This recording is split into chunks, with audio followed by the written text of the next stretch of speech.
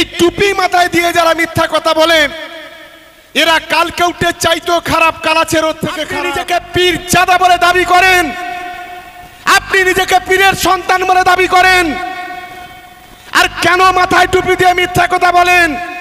এই প্রশ্নটা আমি আপনাকে করতে চাই। দায়িত্ব দিয়েছে মমতা বন্দ্যোপাধ্যায়, অভিষেক বন্দ্যোপাধ্যায়।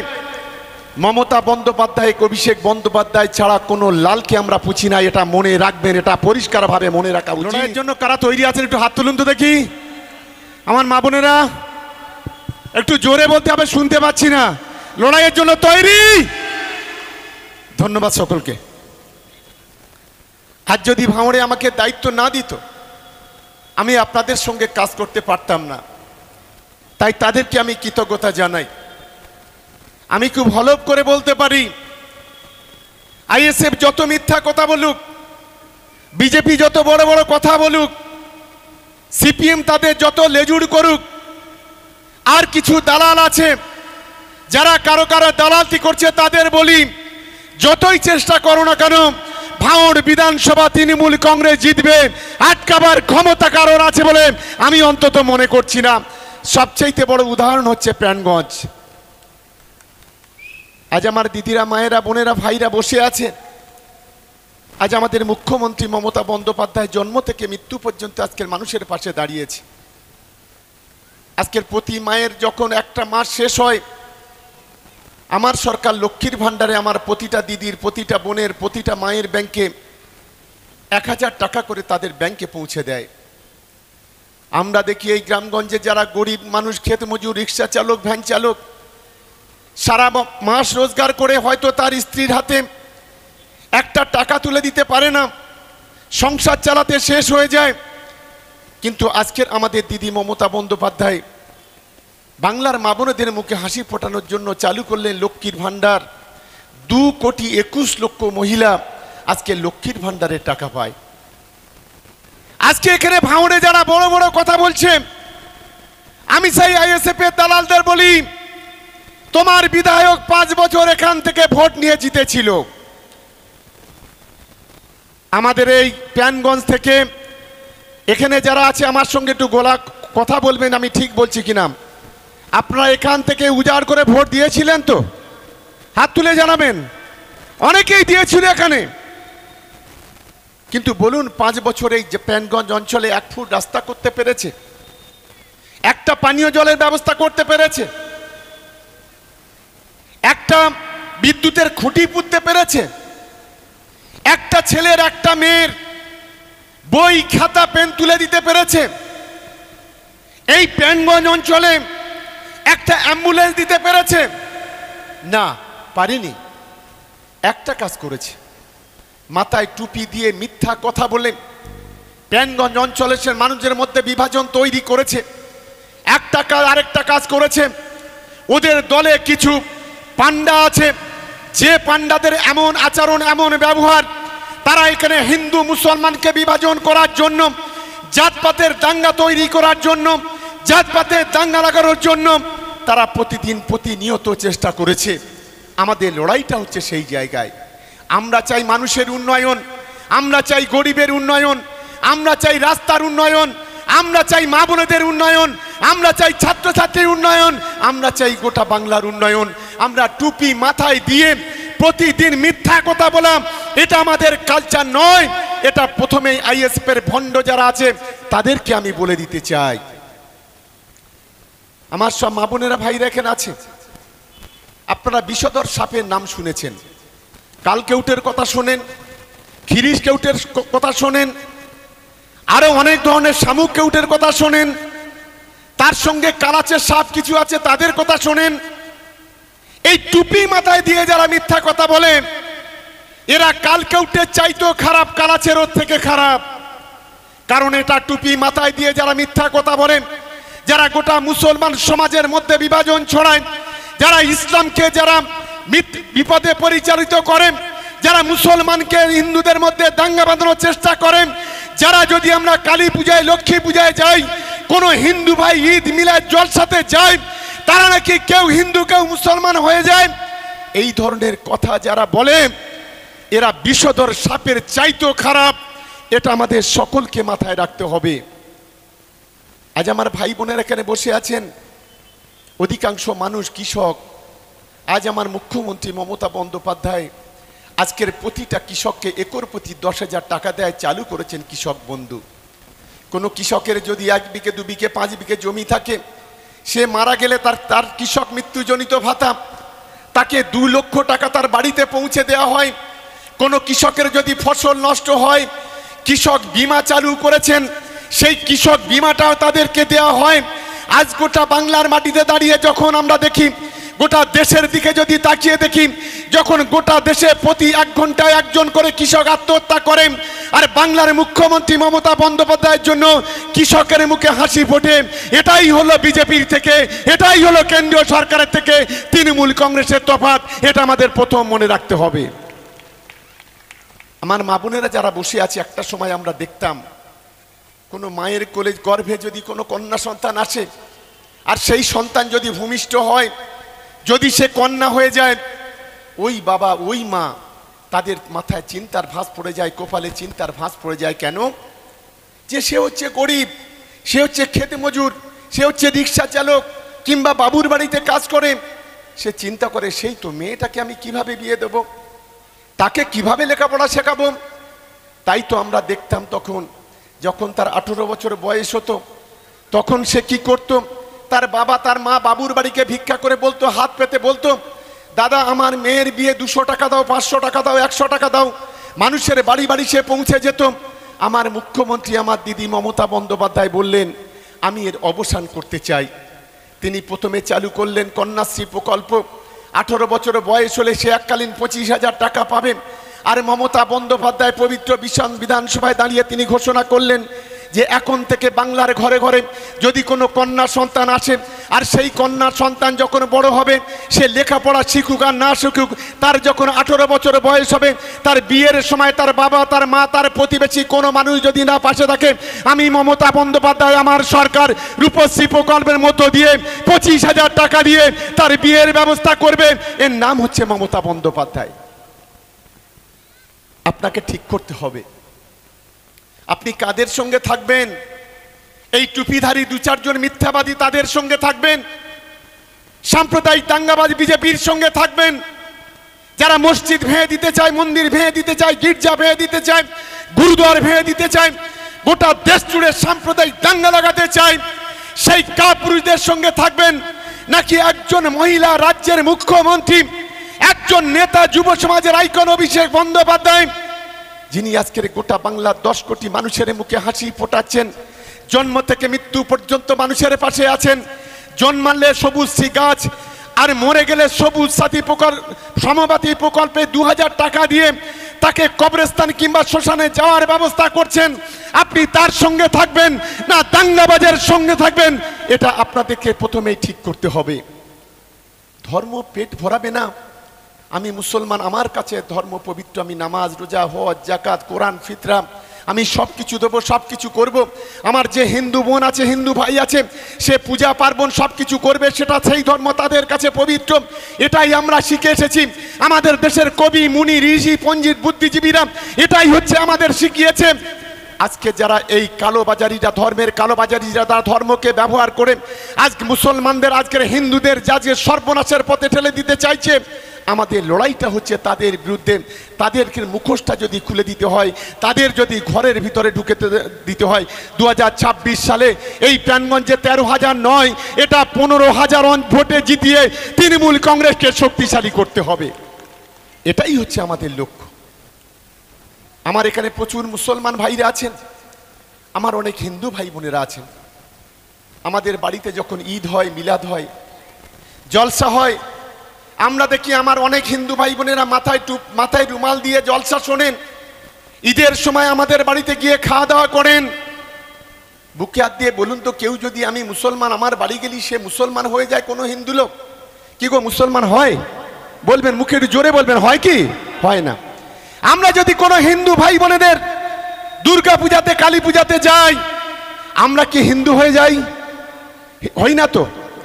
আজকের অবাক হয়ে যাচ্ছে, আজকের এই কাপুরুষের দল আইএসএফ আজ হিন্দু মুসলমানকে বিভাজন করার জন্য আজকের আমরা যখন হিন্দু মুসলমানের সম্প্রীতির কথা বলি, একতার কথা বলি, ঐক্যের কথা বলি, তারা সেটাকে ধ্বংস করে দেওয়ার কথা বলে। তারা বলে ওই যে দুর্গা পূজায় গেল মানে ও হিন্দু হয়ে গেল, আর ওই যে মুসলমানের বাড়ি গেল মানে ও মুসলমান হয়ে গেল। এটাই হচ্ছে আজকের আইএসএফ এবং বিজেপি, এটাই হচ্ছে এদের কাজ।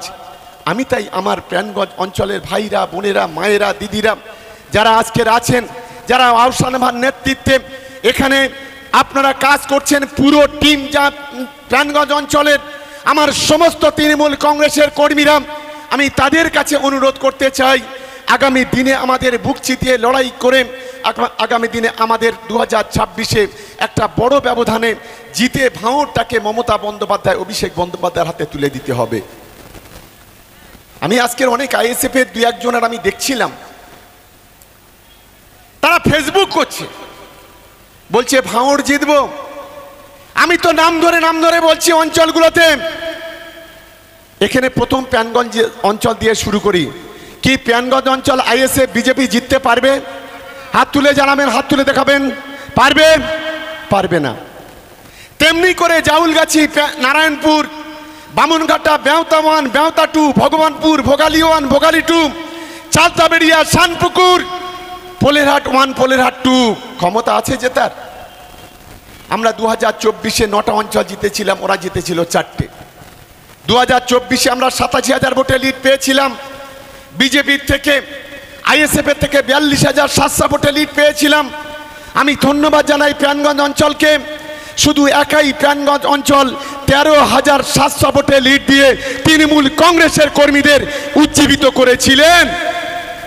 এরপরেও বলবেন ভোটে জিতবো? আমি তাই বলি, মিথ্যাবাদীদের কোথায় কান দেবেন না। আমি দেখেছি কখনো এই প্রাণগঞ্জ অঞ্চলের বড়ালি, কখনো নারায়ণপুরে অঞ্চল, কখনো জাউলগাছি অঞ্চল, এখানকার যিনি বিধায়ক 5 বছরে যিনি কোনো কাজ করতে পারেনি, জনসংযোগের নাম করে মিথ্যা কথা বলে একটা টেবিল নিয়ে বসে পড়েন। কোনো মা গিয়ে বলছে আমার লক্ষ্মীর ভান্ডার পাইনি, কোনো বোন গিয়ে বলেছে আমার কন্যাশ্রী পাইনি, কোনো ভাই গিয়ে বলেছে আমি কৃষক বন্ধু পাইনি, কোনো একজন কি শ্রমিক গিয়ে বলেছে আমি শ্রমিক ভাতা পাইনি। কাগজটা জমা নিয়েছে। আমি আজকের অন ক্যামেরা চ্যালেঞ্জ করছি, অনেকগুলো মিডিয়া এখানে আছে, একটা দেখাতে পারবেন একজন মায়ের লক্ষ্মীর ভান্ডার পাইয়ে দিয়েছেন, একজন মায়ের কন্যাশ্রী পাইয়ে দিয়েছেন, একজন বোনের, একজন কৃষকের কৃষক বন্ধু পাইয়ে দিয়েছেন, গ্রামের একটা রাস্তা তৈরি করে দিয়েছেন, একটা বিদ্যুতের খুঁটি পুঁতেছেন কোথাও, একটা কালভার্ট কোথাও পুঁতেছেন, ঘটকপুকুরের বাজারের মতো জায়গায় লাইট লাগিয়েছেন, কাঠালিয়ার মতো জায়গায় লাইট লাগিয়েছেন, পোলেরহাটের মতো জায়গায় লাইট লাগিয়েছেন, সোনপুকুরের মতো জায়গায় লাইট লাগিয়েছেন, গোটা ভাঙড় জুড়ে আলোয় আলোকিত করেছেন। একটা জায়গায় দেখাতে পারবেন? পারবেন না। গত 5 বছরে যদি ভাঙড়ে একটুকু উন্নয়ন হয়, সেটা মমতা বন্দ্যোপাধ্যায়ের হাত ধরে, অভিষেক বন্দ্যোপাধ্যায়ের হাত ধরে তৃণমূল কংগ্রেস করেছে। এটা আপনারা কিছু করতে পারেননি।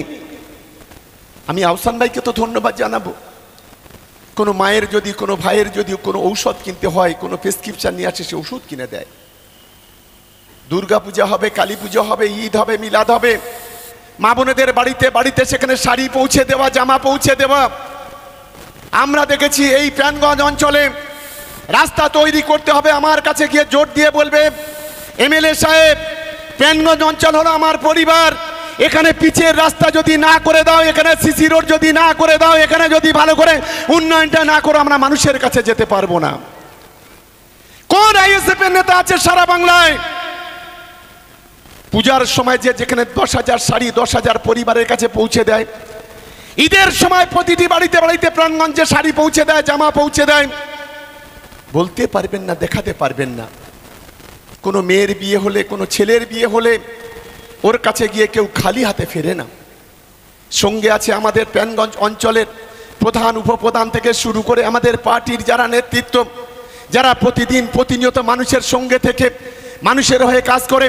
এখানে ফজলে করিম ভাই বলি, এখানে আমাদের শামসুল ভাই বলি, এখানে আমাদের রাজুদা বলি, এখানে আমাদের মিরাজ বলি, বা যারা যারা আছে আরো অনেকেই আছেন, যারা যারা আছে আমি তাদেরকে বলি, তারা যেভাবে আপনাদের সঙ্গে থেকে একটা পরিবারের মতো এখানে যেভাবে লড়াইটা করছে উন্নয়নের জন্য, শান্তির জন্য যেভাবে লড়াই করছেন, আমি অনুরোধ করব আপনাদের কাছে তাদের পাশে থাকুন, তৃণমূল কংগ্রেসের পাশে থাকুন। আর আমাদেরকে যদি ভালোবাসেন, আমাদের নেতা অভিষেক বন্দ্যোপাধ্যায়, মমতা বন্দ্যোপাধ্যায়কে যদি ভালোবাসেন, এই প্রাণগঞ্জ অঞ্চলের মাটি থেকে বিরোধীকে রাজনৈতিকভাবে, গণতান্ত্রিকভাবে এমন শিক্ষা দিন, ভবিষ্যতে যেন ভোটে দাঁড়ানোর কথা আর যেন এদিকে না তাকায়, সেই বিষয়টাকে মাথায় রাখতে হবে। কি পারা যাবে? কারা পারবেন হাত তুলুন তো দেখি, একটু দেখি আমার মা বোনেরা, দেখি। ধন্যবাদ সকলকে। আমি জিজ্ঞাসা করতে চাই, নওশাদ সাহেব, আপনি ভাঙড়ে বড় বড় কথা বলছেন, আপনি যে বিধানসভায় জন্মগ্রহণ করেছেন, সেই বিধানসভায় তৃণমূল কংগ্রেস 60,000 70,000 ভোটে কেন জেতে? আপনি কেন সেখানে জিততে পাচ্ছেন না? আপনি নিজেকে পীর জাদা বলে দাবি করেন, আপনি নিজেকে পীরের সন্তান বলে দাবি করেন, আর কেন মাথায় টুপি দিয়ে মিথ্যা কথা বলেন? এই প্রশ্নটা আমি আপনাকে করতে চাই। ভাঙড়ের 7টা খুনের জন্য দায়ী কে? আপনি। আপনার নাম হচ্ছে নওশাদ, ভাঙড়ের বিধায়ক। বিলকিসের ধর্ষণকারীকে আপনি, এটা আমি বলছি না, বিলকিস বলছে। ভাঙড়ের অনুন্নয়নের জন্য দায়ী কে? আপনি। ভাঙড়ের অশান্তির জন্য দায়ী কে? আপনি। আর প্রতিনিয়ত এসে এখন একটু ঘন ঘন দেখতে পাচ্ছি, আগে তো আসতেনই না, আপনি নাকি বড় নেতা, সারা বাংলাতে ঘুরে ঘুরে বেড়ান, তা হঠাৎ করে এখন আবার আসছেন কেন? ভোট আসছে বলে? অনেক হয়েছে, ডাল ভাত, মাছ ভাত, মাংস ভাত অনেক 21-এ খেয়েছো। আমাদের কিছু দালাল, কিছু গাদ্দার, কিছু বেঈমান, বিশ্বাসঘাতক মির্জাফর, যারা আমাদের দলে থেকেছে মমতা বন্দ্যোপাধ্যায়কে শিক্ষা দেওয়ার জন্য। রেজাউল করিমকে যেহেতু মমতা বন্দ্যোপাধ্যায় প্রার্থী করেছিলেন, অভিষেক বন্দ্যোপাধ্যায় প্রার্থী করেছিলেন, তাই তো সেদিন কেউ কেউ ভিতরে ভিতরে বলেছিল মমতা বন্দ্যোপাধ্যায়কে, অভিষেক বন্দ্যোপাধ্যায়কে শিক্ষা দিতে হবে, ভাঙড়টাকে আইএসএফকে জেতাতে হবে, এই ধরনের কথা যারা বলেছিলেন, আমি মমতা বন্দ্যোপাধ্যায়, অভিষেক বন্দ্যোপাধ্যায়কে ধন্যবাদ জানাবো। ঘাট ধরে তাদেরকে দল থেকে বের করে দিয়ে ভাঙড়ের পবিত্র মাটিটাকে আরো বেশি পবিত্র করে দিয়েছেন। এবারে হলো আমাদের কাজ, এবারে হলো আমাদের কাজ। যেভাবে আমার মা বোনেরা ঘর থেকে বেরিয়ে আসছে, যেভাবে আমার ভাই বোনেরা ঘর থেকে বেরিয়ে আসছে, আমি নিশ্চিতভাবে মনে করি এই গোটা ভাঙড় জুড়ে জনবিপ্লব তৈরি হবে, গণ আন্দোলন তৈরি হবে মিথ্যাবাদীদের বিরুদ্ধে। এই কেউটো সাপ টুপি মাথায় দিয়ে মিথ্যুকদের বিরুদ্ধে আগামী দিনে গোটা ভাঙড় জুড়ে মানুষ বেরিয়ে পড়বে।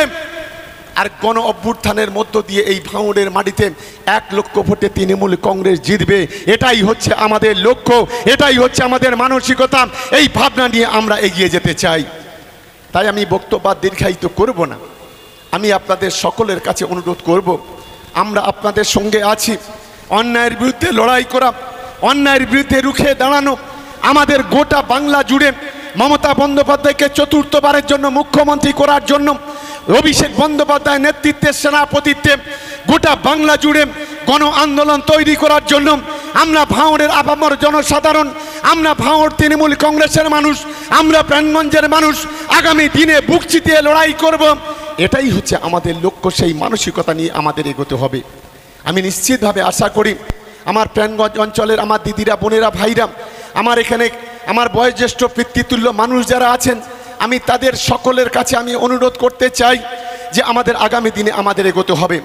2-4টে অপদার্থ আছে, এরা মার চাইতে মাসিকে বেশি ভালোবাসে, এরা বাবার চাইতে কাকাকে বেশি ভালোবাসতে চায়। আমি তাদের বলি, যতই নাড়ো কল কাটি, ভাঙড়ে কিছুই হবে না, এইটুকু মনে রাখবেন। এটা আমি পরিষ্কারভাবে আজকের এখানে জানিয়ে দিলাম। আমাকে দায়িত্ব দিয়েছে মমতা বন্দ্যোপাধ্যায়, অভিষেক বন্দ্যোপাধ্যায়। মমতা বন্দ্যোপাধ্যায়, অভিষেক বন্দ্যোপাধ্যায় ছাড়া কোনো লালকে আমরা পুছি না, এটা মনে রাখবেন, এটা পরিষ্কারভাবে মনে রাখা উচিত। দালালতি করছেন করুন, খুব বেশি লাভ হবে না। মানুষকে বোকা বানাচ্ছেন, বানান। 21-এ বেঈমানি করলেন, 24-এ গিয়ে ভিতর থেকে ছুরি মারলেন, আশা মেটেনি, আবার ভোট আসছে, আবার বাজার গরম করতে নেমে পড়েছেন। নামটা শুনে রেখে দাও অভিষেক বন্দ্যোপাধ্যায়, নামটা শুনে রেখে দাও মমতা বন্দ্যোপাধ্যায়, এটা মনে রেখো। চাল চতুরির দিন শেষ, দালালতি করার দিন শেষ হয়ে গেছে। 2024-এ আমাদের তৃণমূল কংগ্রেসের কর্মীরা যারা নিজের রক্ত দিয়ে, জীবন দিয়ে, 7-7টা জীবনের বিনিময়ে যে ভাঙড় বিধানসভা তৃণমূল কংগ্রেসকে যেভাবে লিড দিয়েছিল, যারা নেতৃত্ব দিয়েছিল, আগামী 2026-এ একইভাবে তারাই আগামী দিনে নেতৃত্ব দেবে, তারাই ভাঙড়কে জেতাবে। এটাই হচ্ছে আগামী দিনের আমাদের দলের হচ্ছে পরিকল্পনা।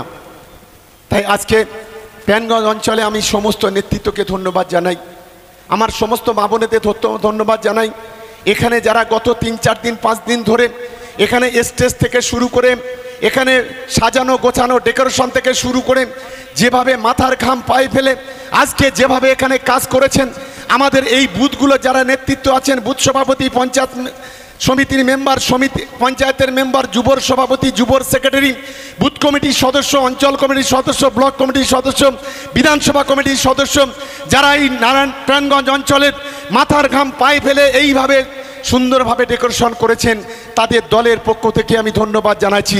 সবাই মিলে তাদের জন্য একটা করতালি দিয়ে অভিনন্দন জানাবেন। আর সকলকে অনুরোধ করব, কোনো রকম ভাওতাবাজি চিটিংবাজিতে পা দেবেন না, কোনো প্রয়োজনে পা দেবেন না। যেভাবে গত 24-এ লোকসভা নির্বাচন আপনারা করেছেন, আগামী দিনে সেইভাবে লড়াইটা করবেন, সেইভাবে ঐক্যবদ্ধ হবেন, বাদবাকিটা আমরা বুঝে নেব। এই কথা বলে সকলকে দলের পক্ষ থেকে আরও একবার ধন্যবাদ, অভিনন্দন, ভালোবাসা, নমস্কার, প্রণাম, সালাম জানিয়ে আমার বক্তব্য আমি শেষ করছি। সবাই মিলে একবার গোলা মানাবেন। জয় বাংলা, জয় বাংলা।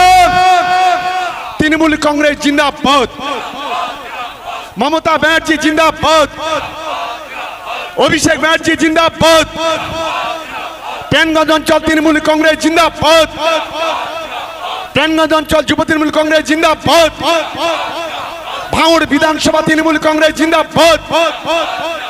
বন্দে মাতরম। আমাদের সংগ্রাম, তৃণমূলের সংগ্রাম, ছাত্র যুবর সংগ্রাম, মহিলাদের সংগ্রাম, খেটে খাওয়া মানুষের সংগ্রাম,